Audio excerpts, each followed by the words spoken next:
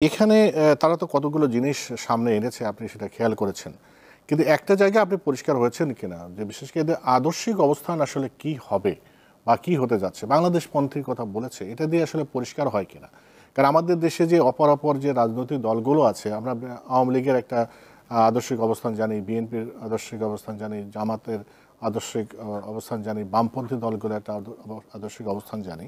এদের আদর্শিক অবস্থানটা পরিষ্কার হলো কিনা, বা এরা আসলে এই নতুন যে রাজনীতির কথা বলছে সেখানে কতটা ভূমিকা রাখতে পারবে বলে আপনার মনে হয়? শুনেন, মানে যে কথাটা জুনায়েদ সাকিবই বললেন, আসলে পজিটিভ নেগেটিভ সবই তো আছে। ছোট মানুষ একটা দল করছে, আমি তাদের কিন্তু মানে আপনার আন্ডারমাইন করতেছি না, বাট আমি মেধার দিক দিয়ে তাদেরকে ছোট মানুষই বলবো। তারা দল করবে এটা তো আমরা শুনতেছি আজকে 2-3 মাস ধরে, এখনও তারা দলের একটা গঠনতন্ত্রই করতে পারে নাই। মানুষ তো প্রথমে চিন্তা করে যে একটা গঠনতন্ত্র হবে, তারা কি কতগুলি মানে খুবই মানে এই টাইপের চমক সৃষ্টিকারী স্লোগান নিয়ে আসছে, আর কিচ্ছু না। এই দলের কোনো রাজনৈতিক আদর্শ কিন্তু কেউ জানে না, ওরা নিজেরাও জানে না। তারা নিজেরাও কয়েকটা শব্দ জানে, এবং এই শব্দগুলি প্রয়োগ কী, এই শব্দগুলি কী অর্থ বহন করে তাও জানে বলে আমার কাছে মনে হয় না। এবং তাদের মধ্যে কিছু কিছু আমার কাছে মনে হয়েছে যে একটা জনবিচ্ছিন্ন একটা ভাব আছে। যেমন আমি একটা এক্সাম্পল দিয়ে বলি, এখানে যারা গিয়েছে, যারা ইয়াং গিয়েছে, তাদের সঙ্গে আলাপ করে দেখেন কি বললো নাহিদ। বলবে আমরা সেকেন্ড রেভলিউশন করব, সেকেন্ড রিপাবলিক করব। ওকে ফাইন, জিজ্ঞেস তারপরে আপনার ফলোয়িং কোশ্চেন, ভাই সেকেন্ড রিপাবলিকটা কি তুমি বুঝো? বুঝে না, কেউ বুঝে না। ওখানে জিজ্ঞাসা করেন যারা ওখানে ছিল তাদের মধ্যে কয়জন লোক সেকেন্ড রিপাবলিক বুঝে? যদি না বোঝা ভালো, ভালো কোনো জানেন, না বুঝলে পরে স্লোগানটা দেওয়া যায়, বুঝলেই তো প্রশ্নটা ওঠে, ভাই সেকেন্ড রিপাবলিক কেন? সেকেন্ড রিপাবলিকের কোন বাস্তবতা এই দেশে এই মুহূর্তে আছে? রিপাবলিকটা কখনো হয়েছিল, কিভাবে হয়েছিল, কি গুণগত পরিবর্তন তোমরা করতে চাও? আচ্ছা, এ পর্যন্ত তারা তো 6 মাস ধরে প্রায় আধা ক্ষমতায় আধা রাজপথে আছে, তো তাদের আচার আচরণ কর্মকাণ্ডে কি গুণগত পরিবর্তনটা আপনি দেখছেন? আপনি আমাকে ভাই বুঝান, তাদের আচার আচরণ এবং কর্মকাণ্ডে কি এমন গুণগত পরিবর্তন আপনি দেখছেন যা আপনি আগে কখনো এই দেশে দেখেন নাই? দেখাতে পারবেন? পারবেন না।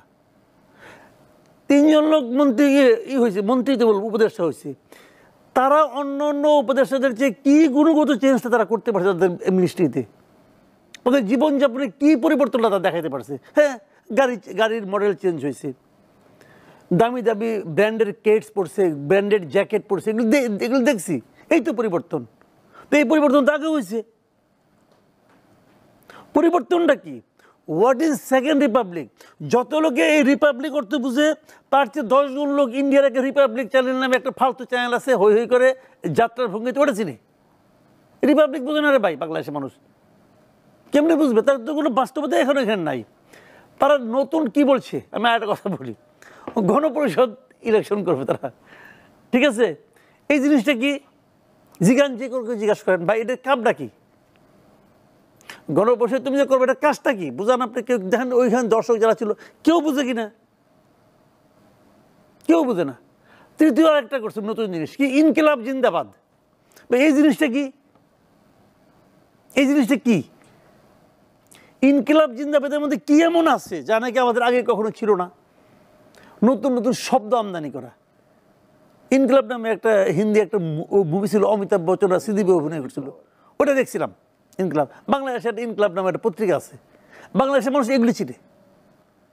আর ইনকিলাব জিন্দাবাদ ইদানিং ওনাদের এক পীর সাহেব আছে বিদেশ থেকে, উনি একটা বক্তব্য দেওয়ার সময় শেষ করে ইনকিলাব জিন্দাবাদ। এই দেশ থেকে নানা রকম দুর্নীতি করে পলাইছে, আর ইনকিলাব জিন্দাবাদ করে সে। এই তো ইনকিলাব জিন্দাবাদটা কার স্লোগান বলুন তো?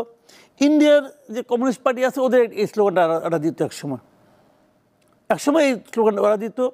আমাদের স্বাধীনতা মানে 47-এর যে যুদ্ধ, স্বাধীনতা যুদ্ধ, সেখানে কেউ কেউ যুদ্ধ। পাকিস্তানেও এই স্লোগানটা আছে, ইন্ডিয়াতেও আছে, পাকিস্তানেও আছে। আমাদের দেশে থেকে যত লোক ইনকিলাব জিন্দাবাদ বলে তার চেয়ে অন্তপক্ষে 50 গুণ লোক ইন্ডিয়া আর পাকিস্তানে ইনকিলাব জিন্দাবাদ বলে। আবার না হিসেবে বলে আমরা ভারতপন্থী হব না, পাকিস্তানপন্থী হব না, ভারত আর পাকিস্তান থেকে স্লোগান নিব। এই হলোটা কি? এইগুলি হলো কি জানেন, নতুন নতুন শব্দ দিয়ে আপনি চমক দিতে পারেন, বাট এদের কি মিন করে? আপনাদের উচিত ছিল কি এই শব্দগুলি সম্পর্কে এই সভাটা করার আগে হোমওয়ার্ক করা, মানুষের কাছে যাওয়া, মানুষকে বোঝানো যে কি সেকেন্ড রিপাবলিক কি। মাসুদ কামাল সেই সময় কি চলে গেছে সেকেন্ড রিপাবলিক করাটা? ধারণার সামনে নিয়ে এসেছে। কোনো সময় চলে যায় না পৃথিবীতে। শুনেন, পৃথিবীতে সময় তো দিতে হবে। এক সপ্তাহ পরে পৃথিবীতে কিয়ামত হচ্ছে না, আমি এটা বলি না যে কিয়ামত হয়ে যাব, সময় শেষ হয়ে গেছে, সময় অনন্তকাল আছে। কিন্তু যখন আপনি একটা নতুন কিছু নিয়ে আসবেন, আগে পাবলিকের সম্বন্ধে একটা প্রস্তুতি নিতে দিবেন না।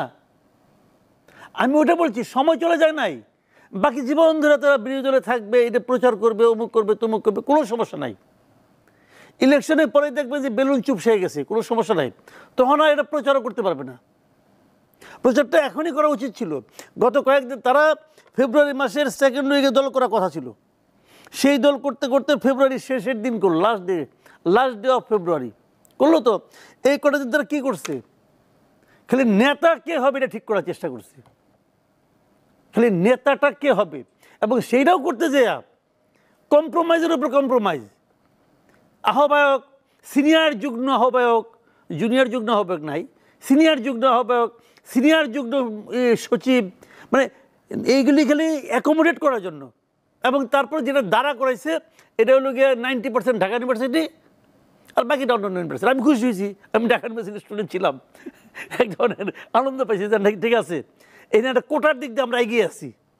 আবার এটা কিন্তু কোটা বিরোধী আন্দোলন করছে। তো এইগুলি সব মিলে যেটা হয়েছে, আমাদের দেশের, এই দেশের মাটি, এই দেশের মানুষ, এদেশের যে রাজনীতি, তার সব কিছুর প্রভাব এখানে আছে। Nothing new.